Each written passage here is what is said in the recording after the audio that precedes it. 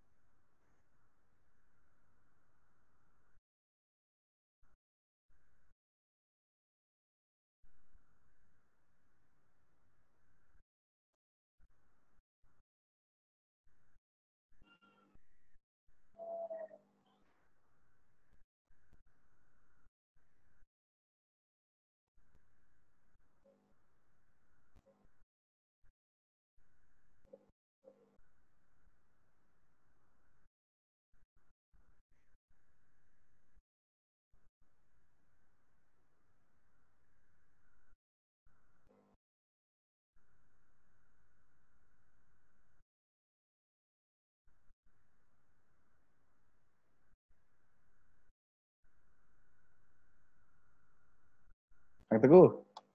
Kang Teguh.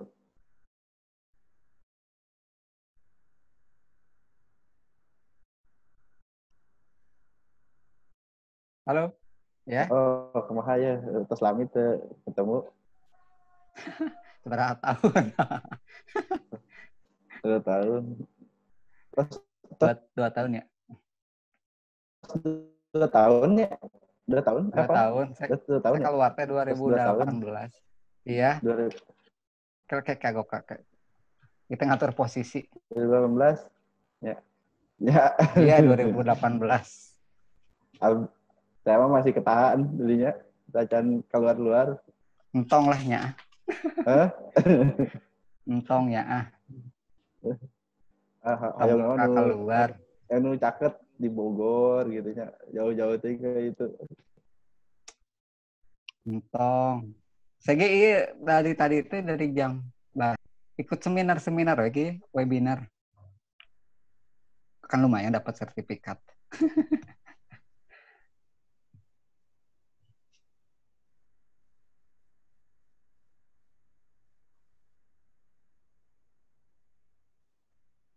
Webinar. Ya, alhamdulillah.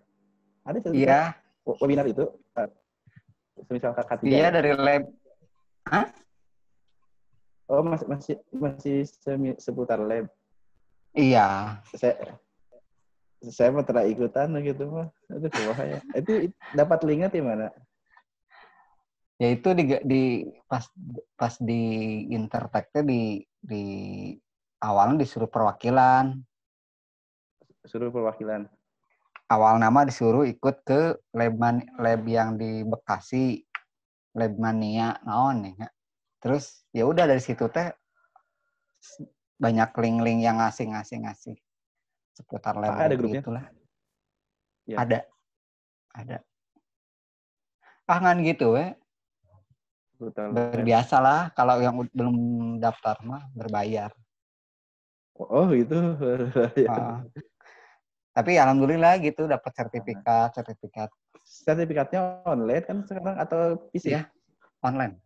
Oh, sertifikat online.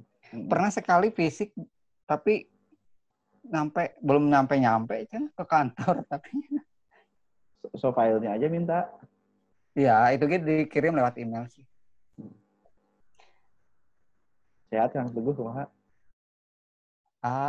Alhamdulillah gini aja di rumah saya mah. Alhamdulillah di Sukabumi. Sukabumi. Masih di Sukabumi, Bi. Aduh. Lagi hoyong itu pindah ke Bogor gitu ya, jauh. Rumah tadi mana di Bogor, nak? Di Bogor tuh main tuh ke Bogor. Saya kemarin dari Jakarta. Dari mana? Dari Intertek. Tuh ada perlu lah dari Ya. Jakpus dekat daerah Harmoni Atau main gitu. Oh, Jakarta Pusatnya. Ke Harmoni. Saya mah di Bogor dirinya di Pancasan. Bogor mana? Hah? Pancasan. Bogor Bogor Selatan ya, lah ya. Oh. Empang apa tuh? BTM. Iya BTM tahu. Ya sekitar eta. Ke bawah berarti ke sana. Jalan kaki di BTM biasa tak tak tak tak tak ke rumah Oh, saya. ada sih di kuliah sih di situ teh, tapi di Pakuan. Oh di Jadi sering Pakuan. bolak-balik. Anu terus Saya sering nikah bolak. ya. Belum ini mah. Oh belum nikah? Ada deh. Ada yang kecil, si bungsu. Oh belum.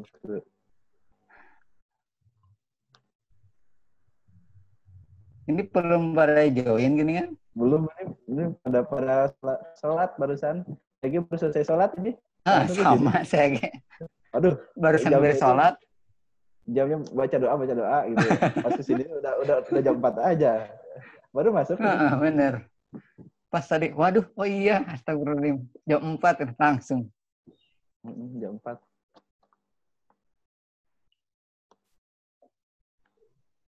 Kemarin sih itu si Lydia yang hubungi tuh Lydia, SMS Lydia sahanya. Si Lydia ngapain? Lydia mana? Lydia biasalah yang itu yang lab. Oh, nggak tahu yang mana. Saya emang nggak kenal. Oh enggak kenal. Enggak. Oh iya. Dia itu apa namanya tuh? Si tuh apa namanya? Tiupi.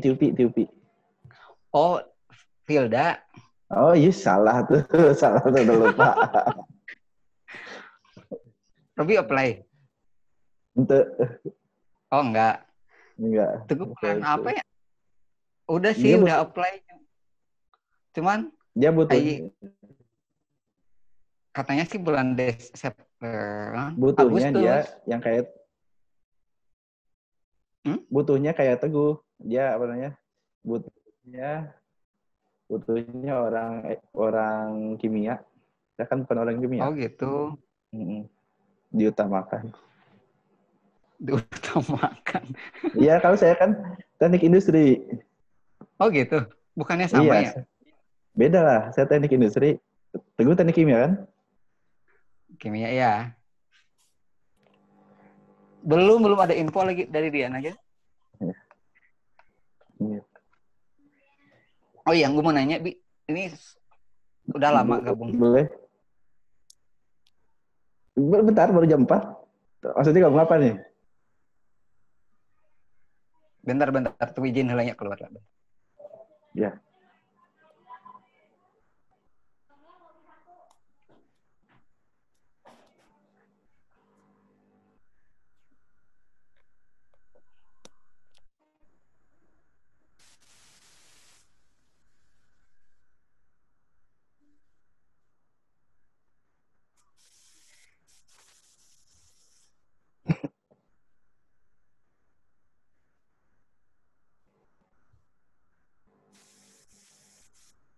Tes.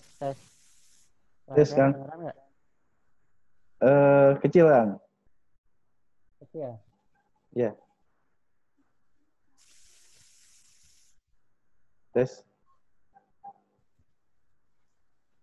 Tes. Kecil nggak?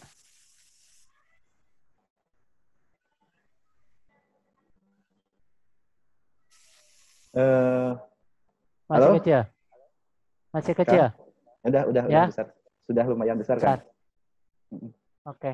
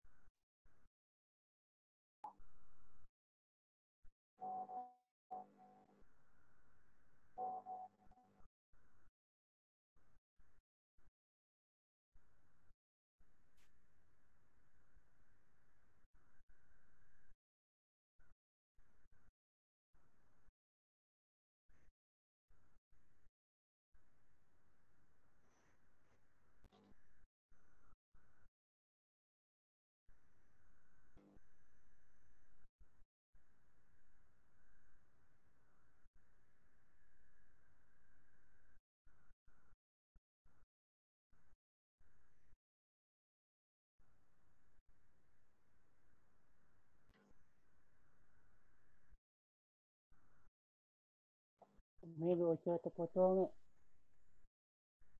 Terpotong.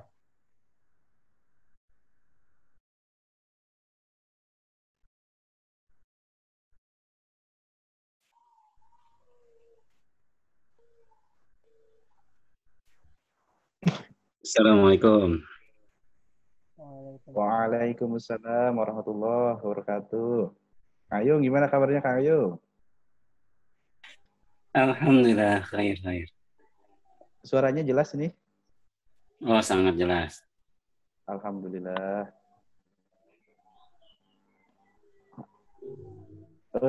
Sebentar.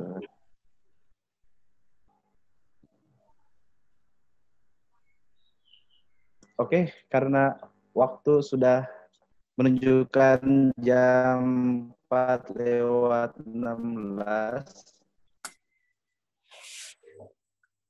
Sebentar.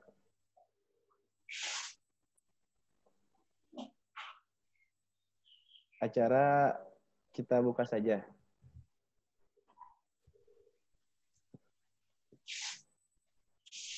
Sebentar, Kang.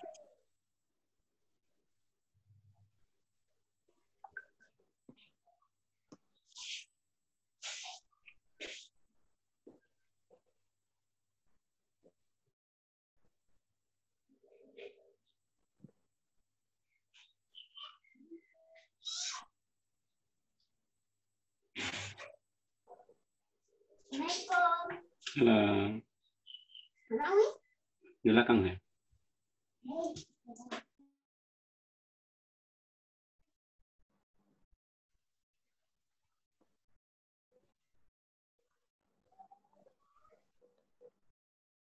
Oke, Assalamualaikum warahmatullahi ta'ala wabarakatuh.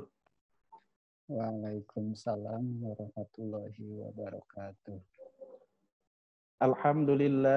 Alhamdulillahilladzi arsala rasulahu bil huda wa dinil haq yuzhirahu 'ala dini kullih walau karihal musyrikun. Asyhadu an la ilaha illallah wa asyhadu anna Muhammadan abduhu wa rasuluh la nabiyya ba'dah. Amma ba'du. Segala puji bagi Allah yang telah mengutus Rasulnya dengan petunjuk Al-Quran dan agama yang benar untuk dimenangkan atas agama-agama yang lain, walaupun orang-orang musyrik membencinya.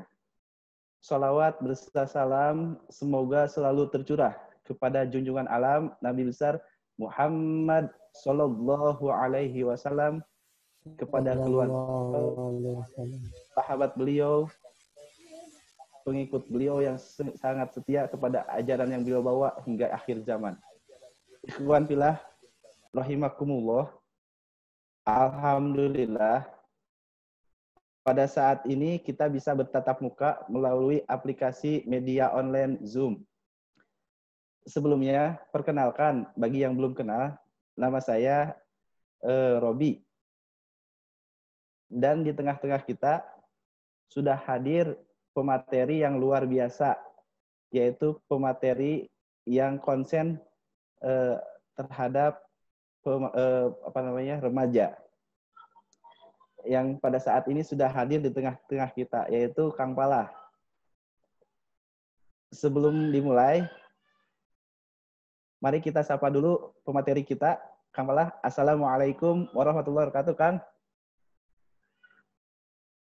Kang Pala.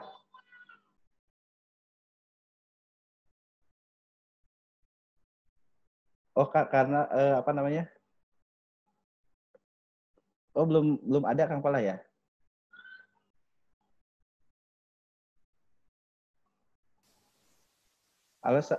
Sebelum acara dimulai, mari kita sapa dulu Kang Pala sebagai pemateri. Assalamualaikum, Kang.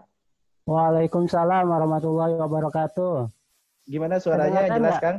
Iya, alhamdulillah. Jelas, suara Jelas, saya Kang. jelas. Jelas. Jelas. Alhamdulillah. Ya. Coba kita tanya ke yang lain, Kang. Peserta yang lain, Kang Ayung, jelas suara Kang Pala? Jelas, jelas, jelas. Kang Teguh? Jelas. Oke.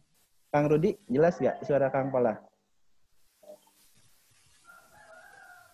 Halo? Jelas. Alhamdulillah. Pada kesempatan kali ini kita akan diskusi atau melakukan materi dengan tema yang kegiatan kali ini bukan pahlawan kaleng-kaleng.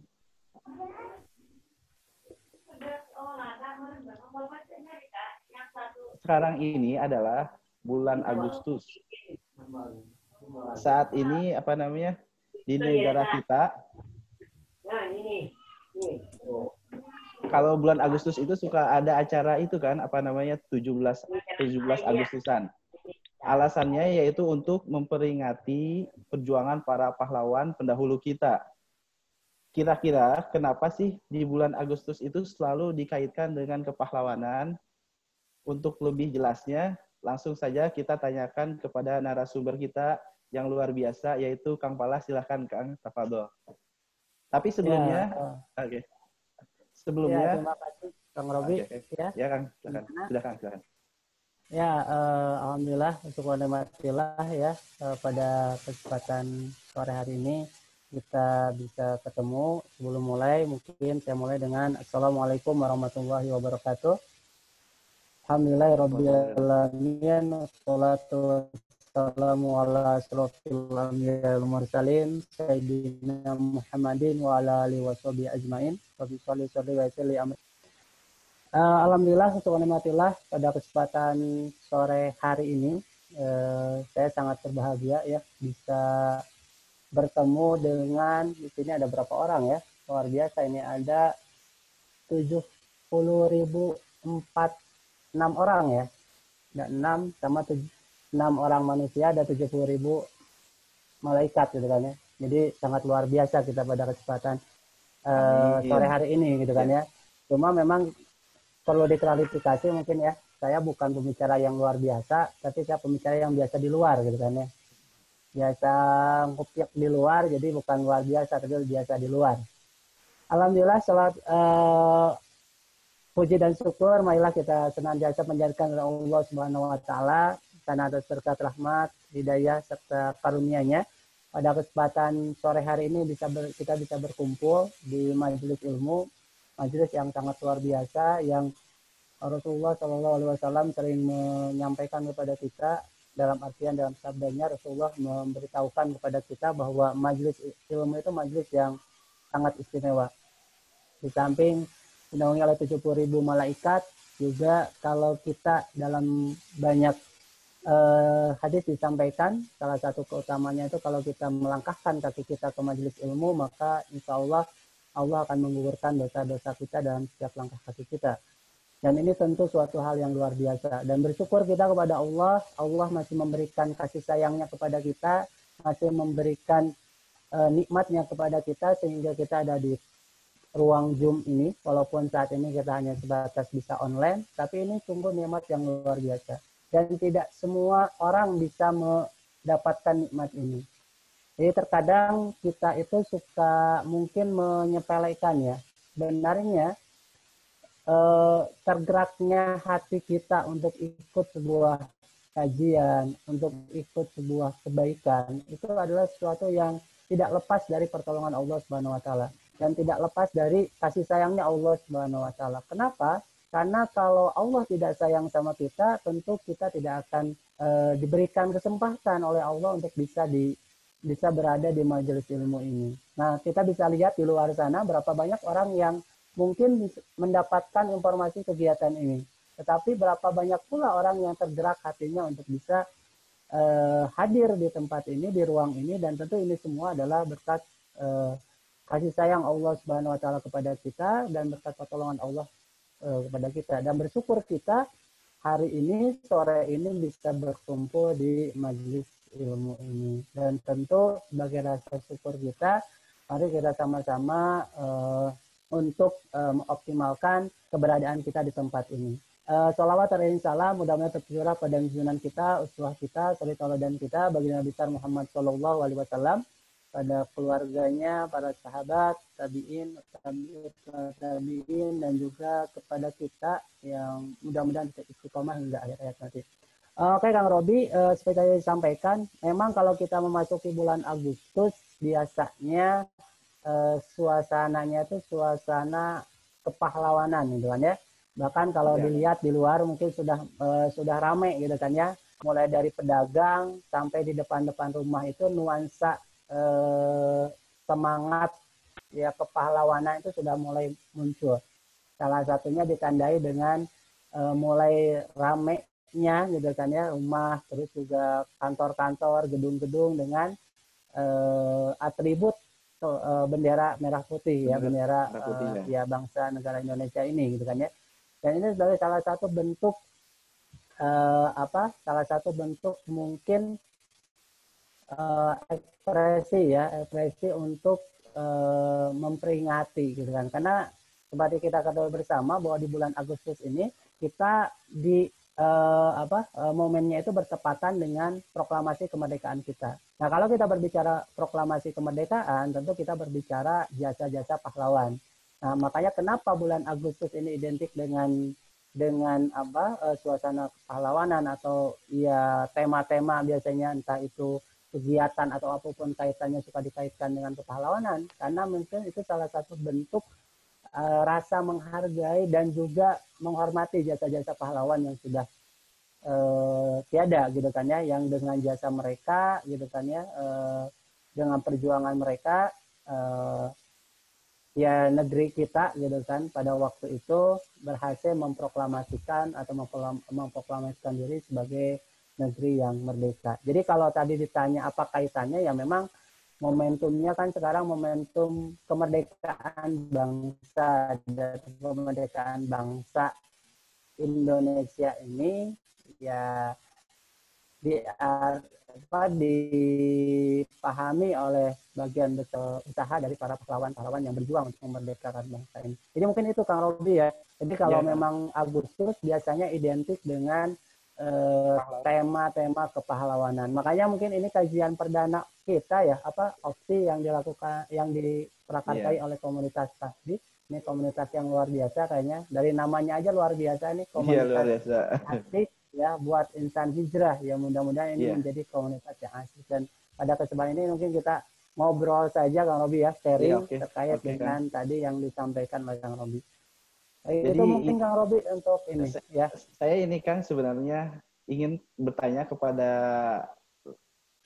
remaja sekarang, soalnya sebagai sudut pandang remaja itu sosok pahlawan itu seperti apa? Jadi kita ini kan sebenarnya masih remaja ya Kang, masih pemuda lah ya, meskipun sudah beranak, tapi kita tuh masih tergolong pemuda, semangatnya semangat muda.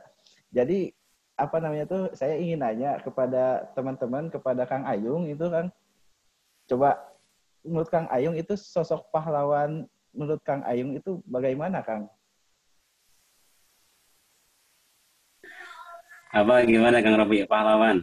Jadi ya menurut Kang Ayung, kita mau tanya aja nih, di mata Kang Ayung itu pahlawan itu seperti apa? Apa seperti Spiderman, Superman, atau seperti apa gitu Kang?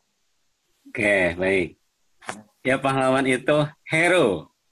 Ya, ya pahlawan berarti kan seseorang ya yang dianggap memiliki jasa yang besar.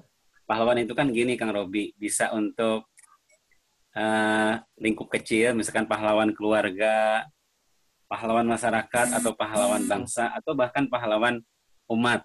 Nah gitu.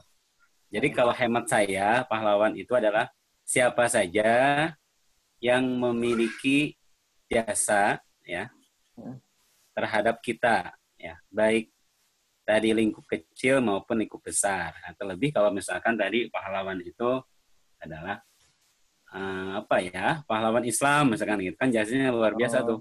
Para sahabat Rasul itu bagi kita pahlawan, lebih hero gitu, daripada tadi Spiderman gitu ya, yang tidak ada di sini. Kalau menurut Kang Teguh gimana Kang Teguh? Mana videonya sekarang nggak muncul? Pahlawan itu seperti apa, Kang? Pahlawan menurut Kang Teguh, kan kita sekarang lagi membahas pahlawan nih. Iya. Kurang lebih sama seperti Kang Ayung juga sih sepertinya. Kalau untuk menurut saya beda kan? harus beda. Ya, artinya orang yang bisa berkontribusikan kepada baik itu negara ataupun agama, apa ya, bingung. Ya kurang lebih lah seperti itu. Oke, kita kembali kepada pembicara. Nah, ini kalau pembicara gimana nih, Kang? Apa namanya? Sosok pahlawan di mata yang sebenarnya itu seperti apa sih, Kang? Ya, tadi kalau yang disampaikan Kang Ayung memang luar biasa ya. Ini berarti pemuda yang luar biasa ya. Jadi sudah mampu menempatkan pengertian pahlawan itu sebagai sosok yang semestinya seperti itu. Ya karena kalau saya yang memperhatikan ya di kalangan pemuda ataupun remaja, sebenarnya kalau konten saya itu biasanya di kalangan remaja gitu kan. Remaja itu ya usia SMP SMA lah gitu kan ya. Cuma kalau kita lihat juga pemuda itu kan biasanya juga lebih ya, dalam artian kadang usia kampus juga itu bisa dikatakan sebagai pemuda, 30 tahun juga kadang masih bisa dikatakan pemuda. Cuma kalau kita lihat di masyarakat secara umum gitu kan ya, ketika berbicara pahlawan itu, maka yang terbayang biasanya sosok-sosok yang dianggap sebagai pahlawan itu ya di era milenial sekarang ya, kalau dikatakan sebagai zamannya milenial itu diidentikan dengan sosok-sosok yang ada di dunia hiburan gitu kan ya. Remaja sekarang lebih mengenal sosok-sosok seperti tadi Kang Robi sampaikan, Spiderman gitu kan ya, Ant-Man, Hulk gitu kan ya, itu sebagai dianggap sebagai sosok-sosok pahlawan gitu kan ya. Bahkan anak-anak juga menganggap itu sosok pahlawan gitu kan ya, karena gencarnya media gitu kan ya dalam promosikan mereka sebagai sosok-sosok yang luar biasa, sebagai penyelamat dunia, sebagai penyelamat umat manusia. Maka ada sebagian kalangan, termasuk di kalangan remaja dan juga mungkin pemuda, yang sampai mengidolakan mereka dan menjadikan mereka figur-figur sebagai mereka anggap sebagai pahlawan. Bahkan di kita pun sekarang sudah mulai ada kan ya, film Gundala gitu kan ya, yang identik dengan pahlawan gitu kan katanya. Nah memang kemasan yang apik yang luar biasa gitu kan ya dari sisi filmnya itu mampu mengubah mindset seseorang gitu kan, yang menganggap sosok-sosok fiktif itu menjadi sosok yang dianggap sebagai sosok pahlawan gitu kan bagi sebagian orang. Bahkan tidak sedikit di antara mereka yang mengubah gaya hidup mereka kayak seperti mereka ya, mulai dari tampilan gitu kan ya, kesenangan apapun dianggap sebagai mereka, diidentikan dengan mereka. Nah ini fakta yang memang ada ya di kalangan remaja, kalangan pemuda yang saat ini, yang menjadikan sosok-sosok fiktif itu sebagai sosok yang dikatakan sebagai pahlawan. Nah ini juga tidak bisa kita pungkiri gitu kan ya. Walaupun tadi kalau tadi pendapat Kang Teguh gitu kan ya, Ayung gitu kan, ini kan pemuda yang spesial gitu kan ya. Karena apa? Karena sudah ada di sini pun juga spesial gitu kan, luar biasa. Sehingga pandangannya mungkin berbeda dengan orang-orang di luar sana. Tapi kalau kita berbicara fakta orang di luar, maka kita bisa menemukan sosok pahlawan itu ya sosok-sosok yang tadi saya sampaikan gitu kan ya. Atau juga mungkin di kisah kita ya, kisah orang-orang kita zaman dulu kan, sosok pahlawan fiktif juga ada ya, kayak Gatot Kaca gitu kan ya. Itu kan dianggap sebagai sosok pahlawan. Soalnya kita juga nggak tahu, saking hebatnya kan dikatakan Gatot Kaca itu apa? Otot besi, tulang, baja gitu kan ya. Itu gimana ya orangnya bisa makannya apa gitu kan sehingga punya otot besi, tulang, baja gitu kan. Itu kan luar biasa. Nah ini sebenarnya fakta yang diakui atau tidak oleh kita, ada sebenarnya seperti itu. Dan kalau sekarang kecenderungannya mungkin banyak.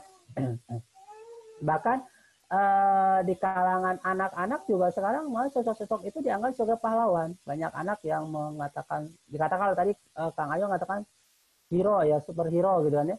Superhero itu siapa? Yaitu Spider-Man gitu kan ya, Batman, Ultraman gitu kan ya.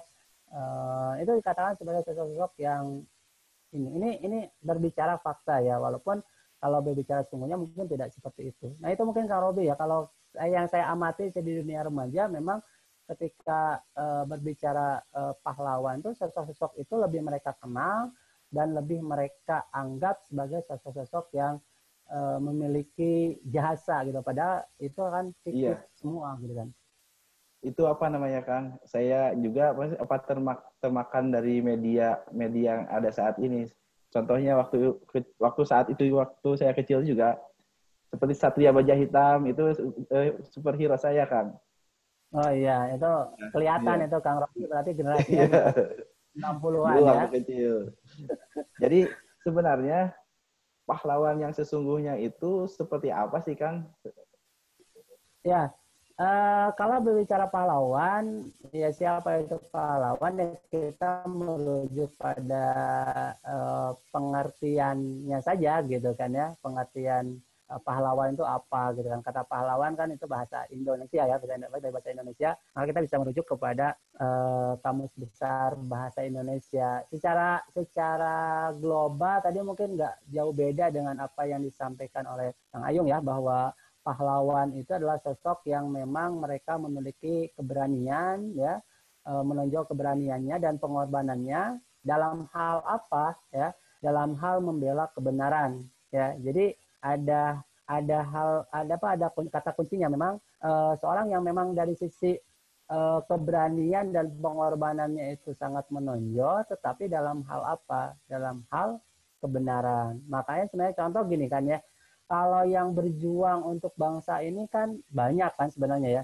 banyak gitu kan ya. Tetapi apakah semua itu dikenal sebagai pahlawan? Kan tidak semua gitu kan ya. Kadang yang dikenal itu adalah sosok-sosok yang menonjolnya saja karena mereka dikenal sebagai orang yang pengorbanannya itu paling besar gitu kan ya.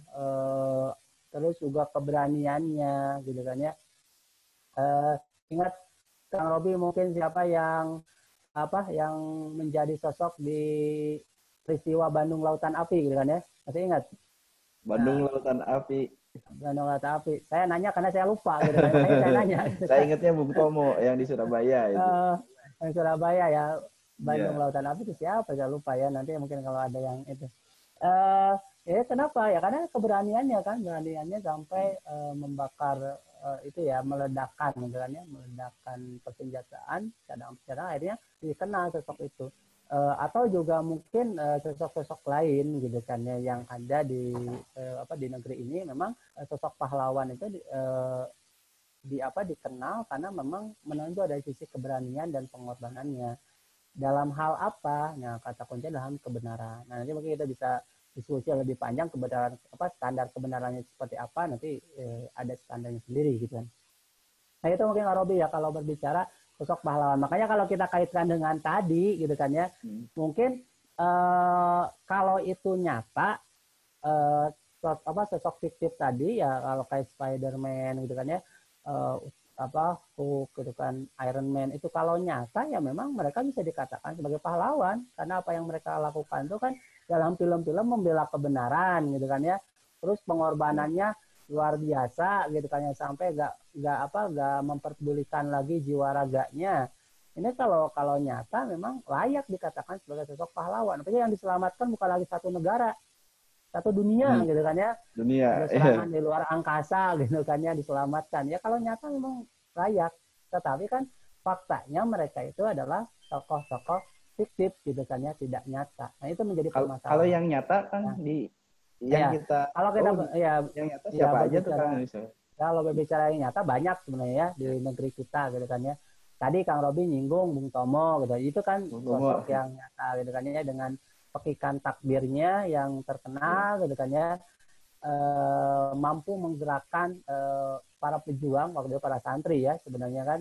Jadi para santri itu pada waktu itu juga sudah mendapatkan resolusi jihad gitu kan ya dari Haji Hasyim Asy'ari gitu kan ya sebagai pendiri NU ya, yang dimana karena resolusi jihad ini menjadi semangat dan ditambah lagi dengan pekikan takbir Bung Tomo membuat ya para pejuang pada waktu itu semakin tinggi semangatnya gitu kan ya. Atau mungkin kita juga mengenal sosok Pangeran Diponegoro gitu kan ya. Ini terkenal kan, terkenal karena apa? Karena beliau salah satu panglima perang gitu kan ya, yang berani untuk melawan Belanda gitu kan. Belanda. Nah, beliau sendiri kan juga dari sisi latar belakangnya ya latar belakang yang luar biasa ya. Pertama dia ada keluarga keraton juga gitu kan ya. Walaupun pada awalnya beliau tidak terlalu konsen gitu kan ya dalam masalah-masalah politik gitu kan ya pemerintahan dan lebih konsen dalam hal keagamaan, tetapi ternyata dorongan keagamaannya itu dorongannya dari Islam yang beliau anut itu ya, yang beliau pelajari. Ternyata Islam mengajarkan bahwa melawan penjajahan itu adalah suatu hal yang diwajibkan gitu kan ya, ketika memang penjajahan itu datang ke negeri kita gitu kan, maka dalam Islam wajib kita untuk membela diri gitu kan ya, membela diri dalam artian mengusir penjajah itu, sehingga beliau termotivasi akhirnya memimpin peperangan yang perang yang terkenal itu kan perang Sabil ya, dan perang yang cukup lama dan memakan energi dan biaya yang luar biasa bagi Belanda pada waktu itu ya, VOC ya pada waktu itu ya. Kenapa? Karena memang sangat gigih gitu kan ya, sangat gigih dalam melawan penjajah gitu kan. Kemudian juga mungkin sosok lain banyak sebenarnya ya. Kalau yang perempuan juga ada kan ya, yang akhwat juga ada Cut Nyaklin gitu kan, yang sosok yang sangat luar biasa, sampai kan karena sangat ditakuti gitu kan ya, ketika ditangkap pun nggak ditahan di Aceh, tapi sampai diasingkan karena pengaruhnya yang luar biasa gitu kan ya. Jadi kalau masih ada di Aceh itu bisa memberikan pengaruh yang luar biasa pada pengikutnya. Lalu juga kita mengenal tokoh Tuanku Imam Bonjol gitu kan ya, yang sosok yang luar biasa juga di wilayah Sumatera Barat ya, yang memimpin perang Padri gitu kan ya. Padri. Yang dimana juga ya sosok-sosok yang kalau kita berbicara tadi dikaitkan dengan pengertian pahlawan, maka mereka layak dikatakan sebagai sosok pahlawan tadi gitu kan ya, karena mereka berjuang gitu kan ya, berjuang dengan pengorbanan yang luar biasa, dengan keberanian yang luar biasa. Dan apa yang mereka perjuangkan adalah kebenaran. Apa kebenarannya itu? Itu mengusir penjajah. Karena penjajahan itu apapun bentuknya, ya apalagi penjajahan fisik itu sesuatu yang tidak dibenarkan. Apalagi dalam Islam ya. Dalam Islam itu kan kita dianjurkan, atau kita wajib untuk membela diri, gitu kan, apabila harga diri kita memang terancam, gitu kan ya. Dan ini statusnya adalah membela tidak hanya harga, tapi juga tanah airnya yang memang dikuasai oleh penjajah tadi. Jadi sosok-sosok itu harusnya yang lebih dikenal sebenarnya oleh para pemuda, oleh para remaja gitu kan ya.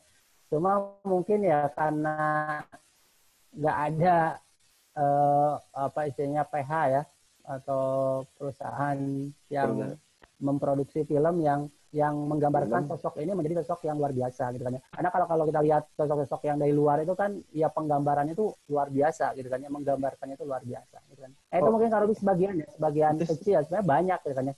Itu banyak, sebagian kecil sosok. Itu kan apa namanya? Ya apa namanya? Karena banyak yang kecil gitu itu banyak. Itu yang hanya di Indonesia. Nah, itu kan ya mungkin yang terkenal ya. Ya. Kalau misalkan kita kan sekarang di dunia Islam sendiri, apakah ada sosok yang layak dijadikan pahlawan, yang dijadikan panutan kita sebagai pahlawan gitu kan? Ya, kalau berbicara dalam dunia Islam tentu juga banyak, apalagi kan dunia Islam lebih luas lagi gitu kan ya. lebih luas lagi. Sejak Rasulullah gitu kan ya, para sahabat juga kan termasuk orang-orang yang pengorbanannya luar biasa ya dalam membela kebenaran gitu kan ya. Terus juga mungkin kalau di perjalanan sejarah Islam ya kita mungkin mengenal sosok Muhammad Al-Fatih gitu kan ya, yang menaklukkan Konstantinopel gitu kan ya. Ini kan juga sosok yang luar biasa gitu kan, yang dengan lewat perjuangannya gitu kan ya, tentu kita juga sebagai seorang muslim harus memahami bahwa semua itu juga adalah pertolongan Allah gitu kan ya. Tapi dengan perjuangan beliau juga bagaimana Konstantinopel itu bisa ditaklukkan, bisa dikuasai oleh kaum muslimin, sebagaimana sebenarnya itu adalah janji Allah juga gitu kan ya. Dalam pas waktu perang Khandaq itu kan Rasulullah pernah ditanya oleh para sahabat, kota mana yang pertama kali ditaklukkan antara Konstantinopel dan Roma. Maka Rasulullah menjawab ya Konstantinopel gitu kan ya.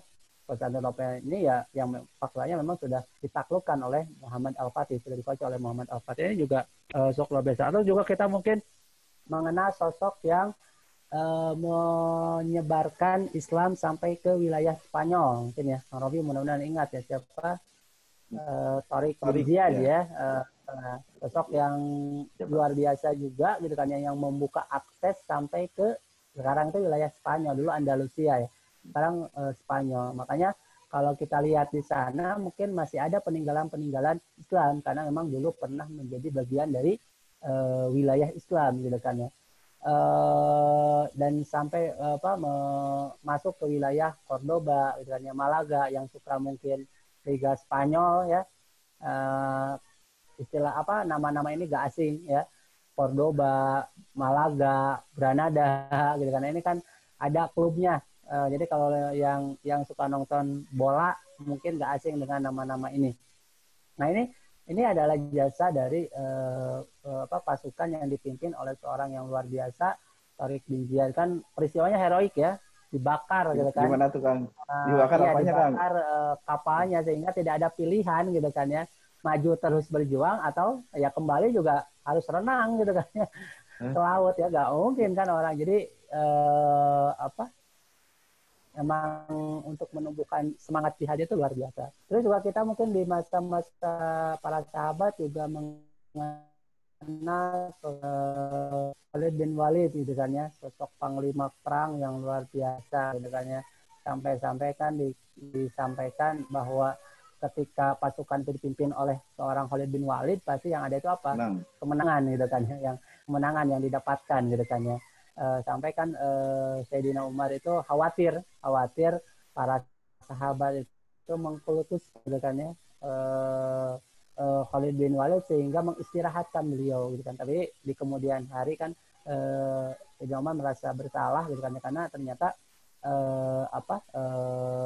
dalam diri Khalid bin Walid juga ada perasaan seperti itu gitu kan ya, bahwa setiap kemenangan itu pasti karena beliau, bukan gak ada perasaan seperti itu, sehingga merasa bersalah ketika mengistirahatkan, dalam artian meminta Khalid bin Walid itu untuk istirahat, tidak ikut dalam peperangan. Jadi ini juga sosok-sosok luar biasa dalam sejarah Islam ya. Ini yang berhasil menaklukkan. Itu dari sisi pengorbanan yang fisik ya, fisik gitu kan ya. Terus juga bisa menaklukkan suatu wilayah, membuka suatu wilayah. Kalau istilah Islam itu kan futuhat ya, membuka suatu wilayah. Ini banyak di dalam Islam itu sosok-sosoknya. Ada Amr bin As yang bisa masuk sampai ke wilayah Afrika ya, Mesir gitu kan. Terus juga sosok lain juga punya jasa yang luar biasa. Jadi sebenarnya kalau remaja-remaja itu mau membuka diri gitu kan dengan Islam ya, membaca membaca buku-buku kan Islam gitu kan ya, maka akan menemukan sosok-sosok yang luar biasa dibandingkan sosok-sosok yang ada saat ini ya. Kalau sekarang mungkin terkagum-kagum dengan sosok Bill Gates yang kaya raya, maka dalam Islam pun sebenarnya ada sosok yang kaya raya juga ya, yaitu Abdurrahman Auf gitu kan ya. Abdurrahman dengan kekayaannya gitu kan. Nah itu Kang Robi ya. Jadi baik sebenarnya kalau berbicara bahasa Banyak. satu Ya, banyak sekali ya. itu Gitu kan ya. Nggak cukup kita iya sejam iya ini. kita dibatasi waktu 1 jam ya. Dibatasi Itu waktu belum gitu kan ya. pertanyaan. Nah ini Kang, itu kan apa referensi dari apa namanya pahlawan-pahlawan di Islam itu banyak. Nah ini kira-kira nih bagi pemuda itu apa sih yang kita bisa teladani dari mereka sebagai seorang Muslim? Menurut Akang gimana Kang? Iya, memang kita tidak berbicara pahlawan, terkadang juga ada sebagian orang yang salah memahami bahwa harus berjuang seperti mereka gitu kan ya, mengusir penjajah gitu kan ya, terus juga berperang gitu kan ya. Nah, permasalahannya kan dalam kondisi-kondisi seperti kita saat ini yang tidak dalam kondisi perang, tentu kan sulit gitu kan ya untuk apa? Untuk meneladani mereka gitu kan ya. Kita agak perang ya, juga perang juga nggak baik, bukan salah gitu kan ya, dalam artian keliru gitu kan ya, karena kita dalam kondisi yang tidak berperang gitu kan ya. Secara fisik kita tidak sejahtera dijajah gitu kan, walaupun mungkin secara pemikiran, secara ekonomi ya kita dijajah, tapi secara fisik kita tidak dalam kondisi yang sedang dijajah. Maka apa sebenarnya yang bisa kita teladani dari mereka? Nah, kalau kita lihat apa yang mereka contohkan kepada kita, maka kita bisa tarik beberapa pelajaran ya atau sifat yang mereka ajarkan pada kita yang bisa kita implementasikan dalam kehidupan kita sehari-hari. Yang pertama, kalau kita lihat penjajah pahlawan gitu kan ya, pahlawan tadi gitu kan ya adalah sosok-sosok yang menolak segala bentuk kezoneran di Ponorogo, terus kemudian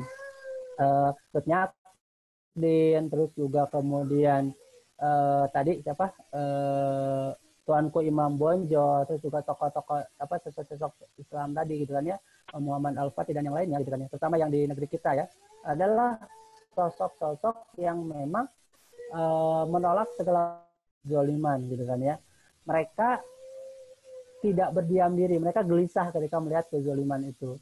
Jadi, nah ini sebenarnya sosok atau karakter ini ya bisa kita tiru di masa saat ini. Jadi kita harusnya ketika melihat berbagai macam kezoliman itu kita harus gelisah ya, harus gelisah dan kita harus mau bergerak menunjukkan sikap minimal penolakan kita, harusnya seperti itu.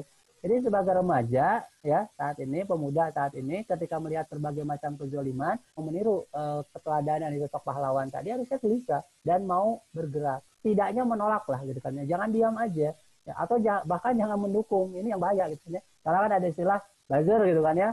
Malahan kezoliman itu didukung. Ini jangan sampai seperti itu. Harusnya kalau memang benar-benar mau meneladani pahlawan tadi, harusnya ditolak kezoliman itu gitu kan ya. Jadi bukan malahan dibiarkan atau bahkan didukung, ya minimal ditolak. Itu yang pertama ya. Jadi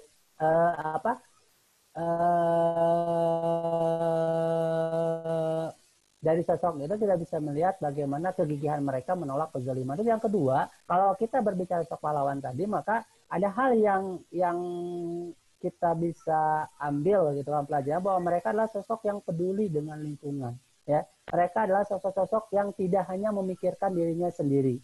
Ya, dia terus aktif di masyarakat ya, dalam artian masyarakat pada waktu itu untuk mendidik mereka dan memberikan wawasan kepada mereka. Kalau pada waktu itu tokoh-tokoh tadi seperti Pangeran Diponegoro, Tuanku Imam Bonjol, Cisnadin, Tuanku Umar dan yang lainnya kan ada tokoh yang memberikan wawasan kepada masyarakat bahwa kezoliman penjajahan itu harus dilawan gitu kan ya, harus dimusnahkan, dan mereka tidak egois gitu kan ya, walaupun sebagian dari mereka itu bukan sosok yang sembarangan. Contoh tadi saya sampaikan Pangeran Diponegoro itu kan dari keluarga keraton juga. Kalau dia berbicara dirinya sendiri udah nyaman kan, gak usah mikirin orang lain, tapi ternyata tidak begitu gitu kan ya.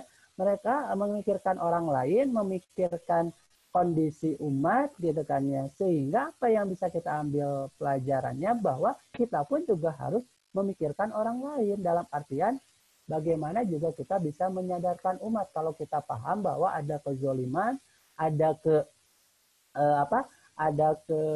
istilahnya itu kemungkaran gitu kan ya, ketidakadilan gitu kan ya di negeri ini, maka kita pun harus mau gitu kan aktif memberikan pendidikan kepada umat, memberikan penjelasan kepada umat, dan juga intinya sebenarnya aktif untuk berdakwah gitu kan ya, memberikan pemahaman kepada masyarakat bahwa ada kezaliman, ada ketidakadilan gitu kan yang terjadi. Jadi nggak diam saja. Terus yang ketiga, kalau kita ambil pelajaran dari sosok pahlawan itu juga, mereka adalah sosok-sosok yang senantiasa bergerak untuk menjadi agen perubahan. Jadi mereka ingin merubah kondisi pada waktu itu menjadi kondisi yang lebih baik lagi. Nah, kita pun juga sama saat ini. Kalau kita menganggap kondisi saat ini berada dalam kondisi yang tidak baik, maka kita harusnya mau untuk menjadi agen-agen perubahan, menjadi orang-orang yang mau merubah kondisi ini menjadi kondisi yang lebih baik lagi di masa yang akan datang. Ya tentu dengan apa? Dengan perjuangan yang terarah gitu kan, yang jelas gitu kan ya, sehingga perubahan yang benar-benar kita akan tuju itu adalah benar-benar perubahan yang hakiki gitu kan ya, bukan perubahan yang yang palsu gitu kan, tapi benar-benar perubahan yang hakiki. Dan perubahan yang hakiki itu sebenarnya hanya bisa kita raih ketika kita memang bisa atau mampu menerapkan hukum-hukum Allah di muka bumi ini gitu kan ya, karena hanya aturan-aturan yang berasal dari Allah ya, dari Allah sajalah yang mampu merubah kondisi yang ada saat ini. Kita memahami kondisi saat ini kan diakui kalau kita secara jujur ini kondisi yang sedang rusak gitu kan ya, sedang berbagai macam ketimpangan sosial terjadi gitu kan ya, terus juga kerusakan ya, dekadensi atau kerusakan moral terjadi di mana-mana, pergaulan juga ya, pergaulan remaja, ekonomi juga kita merasakan. Maka apa solusinya? Ya solusinya hanya berasal dari hukum yang berasal dari, atau aturan yang berasal dari sang pencipta kita, yaitu Allah Subhanahu wa taala. Nah, terus yang terakhir, yang keempat, mungkin kalau kita lihat mereka adalah sosok yang berjuang ikhlas ya. Jadi mereka sosok yang senantiasa berjuang gitu kan ya, tidak mengharapkan imbalan gitu kan ya. Terus juga ya, mereka dikatakan pahlawan pun kan juga bukan permintaan mereka, tapi ini kan sebagai bentuk penghargaan dari orang-orang yang memahami dan mengetahui perjuangan mereka. Dan mereka berjuang bukan karena ingin mendapatkan gelar pahlawan, tapi memang benar berjuang karena Allah Subhanahu wa taala. Apalagi kalau tadi sosok-sosok tadi mereka didorong gitu kan ya. Dorongannya itu memang dorongan ruhiyah gitu kan ya, gimana mereka berjuang itu memang didasari atas perintah yang berasal dari Allah Subhanahu wa taala. Jadi semata-mata mereka berjuang itu semata-mata karena Allah Subhanahu wa taala. Nah, ini tentu sikap-sikap ini bisa kita teladani dalam kondisi saat ini ya. Jadi kalaupun kita tidak berjuang seperti pahlawan pada masa lalu gitu kan ya, sebenarnya 4 sikap tadi gitu kan ya, yang menolak kezoliman. Sekarang kan banyak kezoliman yang terjadi ya, kita harusnya mau bergerak menolaknya gitu kan ya. Terus juga aktif di masyarakat atau peduli gitu kan ya, peduli kepada sesama dengan aktif berdakwah. Ini juga bisa kita lakukan saat ini. Terus kemudian yang ketiga, mau menjadi agen perubahan karena kondisi kita rusak. Nah, harusnya kita mau berubah gitu kan ya, maka kita harus menjadi agen-agen perubahannya. Dan yang keempat, senantiasa berjuang dengan ikhlas. Nah, ini juga pelajaran atau sikap yang bisa kita ambil dari sosok-sosok pahlawan tadi. Nah, mungkin itu Kang Robi ya. Jadi memang berbicara kepahlawanan secara mungkin figur ya, yang berjuang seperti orang di masa lalu, memang saat ini di negeri kita susah gitu kan ya. Kecuali mungkin kalau di sebagian negeri kaum muslimin ya, kayak di Palestina gitu kan, yang sedang dijajah gitu kan ya, bisa muncul sosok-sosok seperti itu gitu kan ya. Tetapi kalau kita saat ini mungkin sikap atau sifat pahlawan yang dulu ada gitu kan ya, bisa kita ya teladani dalam kehidupan kita saat ini. Ya. Oke, terima kasih Kang Fala. Yang bisa kita ya. Terima kasih Kang Fala. Mungkin dari rekan-rekan yang hadir di sini mau ditanyakan kepada pemateri kita kali ini, narasumber kita yang luar biasa ini, ada yang mau ditanyakan? Ya, silakan. Biasa di luar biasa ya. Biasa di luar, bukan luar biasa ya. Kang Ade, ayo Kang Ade. Kang Ade, Assalamualaikum Kang Ade. Ya, waalaikumsalam. Ada yang ditanyakan Kang Ade, gimana kabarnya? Alhamdulillah baik, belum ada sih. Oh, belum ada. Iya. Ya mudah-mudahan Kang Robi ini agenda ini bisa rutin ya Bisa oleh ya oke mungkin Tasdi kedepannya ya. bisa lanjut ya. Ini karena perdana Kang ya. Komunitas asik buat insan hijrah ini bisa rutin untuk melakukan kegiatan di Sabtu sore ini, dan Iya. mungkin ke depan kita bisa mengajak lebih banyak orang lagi gitu kan ya, untuk sama-sama ngobrol aja lah kita di sini gitu kan ya, Ngobrol aja, sharing sehingga nanti bersilaturahim gitu kan ya, bisa saling mengenal sama lain gitu kan ya. Silahkan, ada yang ditanyakan Kang siapa lagi ya? Kang Teguh, ada yang ditanyakan lagi Kang Teguh? Sementara cukup dulu. Dulu. Belum ada. Belum ada. Terus Robi mungkin sebelum ini ya, saya ingin juga menyampaikan bahwa gini, kita itu harus benar-benar memahami siapa sosok pahlawan yang sesungguhnya ya. Makanya standar kebenaran atau ya membela kebenaran, standarnya itu harus jelas ya. Karena gini, ada di sebagian orang, ada sebagian wilayah gitu kan ya, ada yang menganggap seseorang itu sosok pahlawan, ternyata tidak. Contohnya ada seorang sosok yang dianggap pahlawan, yaitu Mustafa Kemal Atatürk ya, di Turki, yang dianggap sebagai sosok pahlawan di wilayah tersebut. Pada faktanya ini bukan sosok pahlawan bagi kita sebagai seorang umat atau sebagai umat Islam ya. Kenapa? Karena Mustafa Kemal Atatürk itu adalah orang yang menjadi sosok ya, satu sosok di balik keruntuhan institusi Daulah Khilafah yang ada di Turki pada waktu itu. Nah, maka kita memang harus benar-benar memahami standar kebenaran tadi gitu kan. Makanya kebenaran itu harus munculnya dari siapa? Ya, kebenaran itu munculnya dari sang pembuat aturan yang sesungguhnya, yaitu Allah Subhanahu wa taala gitu kan ya. Standar kebenarannya itu bukan berasal dari yang lain gitu kan, tapi berasal dari pencipta kita, yaitu Allah Subhanahu wa taala. Makanya ketika melihat sosok ini, apakah benar apa tidak perilaku pengorbanannya, terus juga kegigihannya, keberaniannya, ternyata apa yang dilakukan oleh sosok tadi Mustafa Kemal Atatürk tadi kan menghancurkan institusi daulah yang hakikatnya adalah itu sebagai perisai umat pada waktu itu gitu kan, yang menghancurkan itu, kemudian mengubah dengan bentuk lain yang bukan berasal dari Islam, yang bentuk republik yang jelas-jelas bukan berasal dari Islam, dan diubah institusi Islam itu sehingga tidak ada lagi institusi yang menerapkan syariah Islam secara kafah. Nah, sosok seperti ini tentu bukan sosok pahlawan bagi kita sebagai seorang muslim gitu kan ya.